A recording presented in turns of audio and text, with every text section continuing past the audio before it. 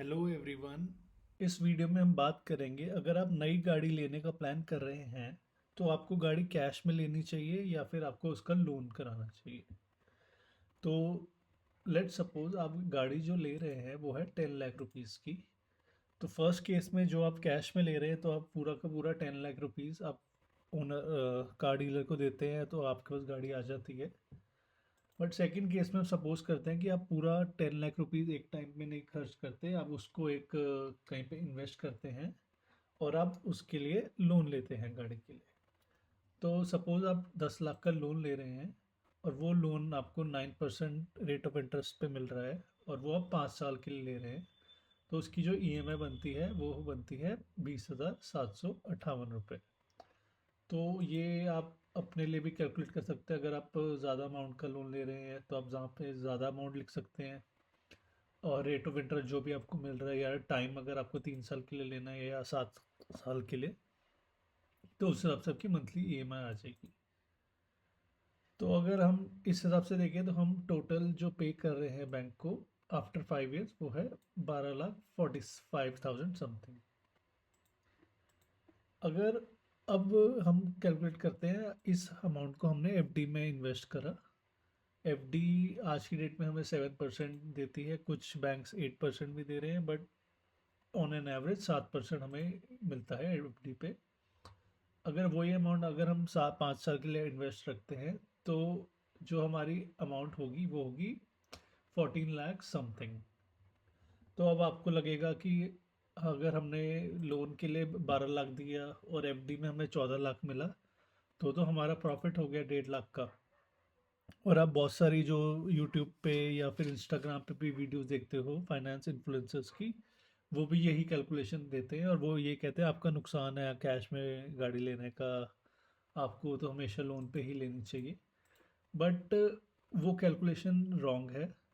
आप ये बात समझिए कि अगर आप बैंक से ही लोन ले रहे हैं 7-9% पे, और एफडी भी बैंक में ही करवाई है, तो बैंक ही आपको एफडी का इंटरेस्ट दे रहा है, तो फिर आप बैंक क्यों नुकसान खाएगा अपना।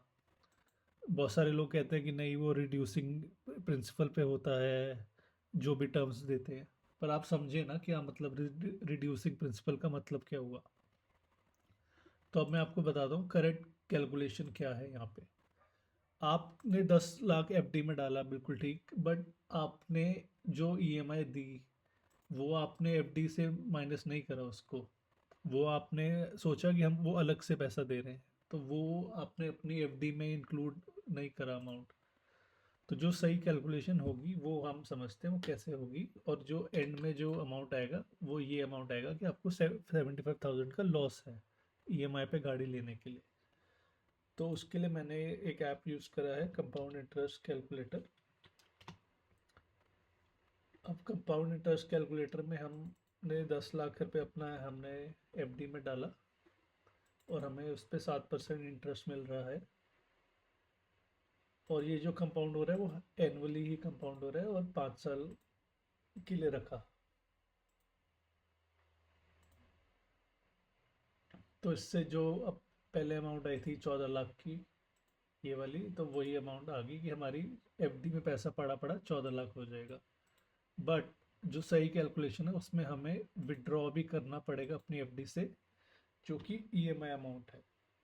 और ईएमआई अमाउंट होगी हमारी 20,758। ठीक है।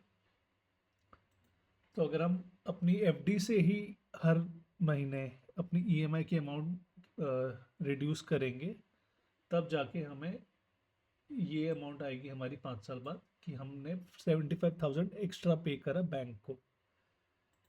तो बेसिकली हमने 3 महीने की जो ईएमआई है वो जेब से भरी, और बाकी अमाउंट जो हमारे एफडी में था उसकी थ्रू हमने पे करा। तो बेसिकली मेरा इस वीडियो बनाने का यही पर्पस था कि आपको एक सही कैलकुलेशन मैं दूँ कि, क्योंकि आप इंटरनेट पे मैक्सिमम जहाँ पे भी आप सुनेंगे इस बारे में तो आपको यही बोला जाएगा कि हर जगह कि एफडी बेटर है, आपको ईएमआई पे गाड़ी लेनी चाहिए। बट नहीं, ऐसा नहीं है। अगर आप अपना ईएमआई एफडी अमाउंट से कैंसिल करेंगे, माइनस करेंगे, तब जाके आपको 75,000 एक्स्ट्रा देने पड़ते हैं। बट सपोज आप 7% नहीं कमा रहे, अगर आप स्टॉक मार्केट में इन्वेस्ट कर रहे हो, आप एफडी में नहीं कर रहे, तो आप 12% आपको अर्न कर रहे हो अपने पैसे पे, तो फिर आपके लिए ये एक फ़ायदे का सौदा है। उसके लिए आपको 92,000 आप बचाओगे गाड़ी ईएमआई पे लेने से। बट हर बंदा से 12% नहीं कमा रहा।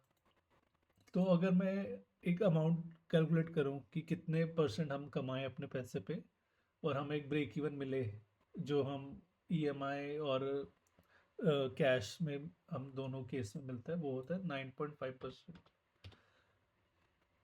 अगर आप अपने पैसों को इन्वेस्ट करके 9.5% पे ग्रो कर पा रहे हो हर साल, तो आपके लिए एक ये ब्रेक इवन रहेगा, अगर आप कार ईएमआई पे ले या फुल पेमेंट पे ले।